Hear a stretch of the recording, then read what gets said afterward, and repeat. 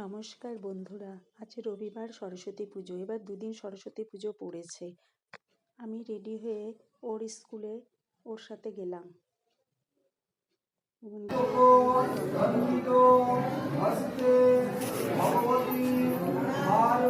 অঞ্জলির শেষে পুরোহিত মশাই সবার কপালে চোখের ফোঁটা দিয়ে দিচ্ছে, যার জন্য এত ভিড় হয়ে গেছে আমরা একটু সাইডে দাঁড়িয়ে পড়লাম। এরপর বাচ্চাদেরকে প্রসাদ দেওয়া হলো।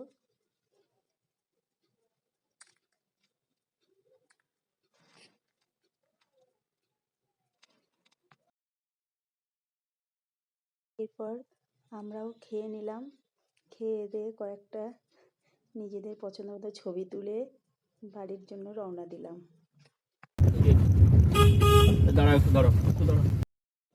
বাড়িটার সামনে এত সুন্দর সুন্দর গাছ ছিল, যার জন্য গাড়ি থামিয়ে কিছুক্ষণ তা দেখতেছিলাম।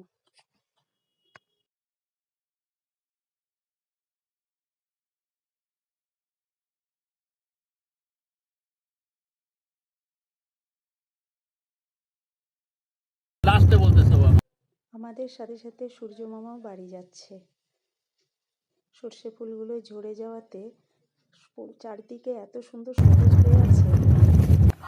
বড় রাস্তায় ওঠার পর রাস্তার ধারে কলা পাতা দেখতে পেয়ে আমরা দাঁড়িয়ে পড়লাম, এবং যেহেতু পরের দিন সকালবেলায় পুজো আছে বাসায়, তাই কলার মাছ পাতা কাটা হচ্ছে।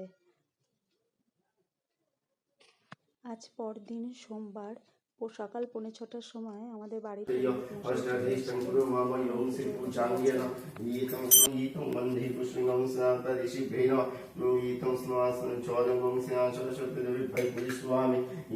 পুজো শেষে সবাই প্রসাদ নিয়ে আমরা দুপুরে খিচুড়ি খেয়েছি। আর আমার শ্বশুরবাড়ির নিয়ম, সরস্বতী পুজোর দিন রাত্রেবেলা ইলিশ মাছ খেতে হয়, তাই আমি ইলিশ মাছটাকে দুইভাবে ঝোল করে রাখছি, একটা সর্ষে বাটা আর হাফটা আলু বেগুন দিয়ে কাঁচা লঙ্কা দিয়ে ঝোল। আমার ভিডিওটা এই পর্যন্তই। যদি ভিডিওটা আপনাদের ভালো লাগে একটা লাইক করে দেবেন, এবং ভিডিওটা দেখার জন্য অনেক অনেক ধন্যবাদ।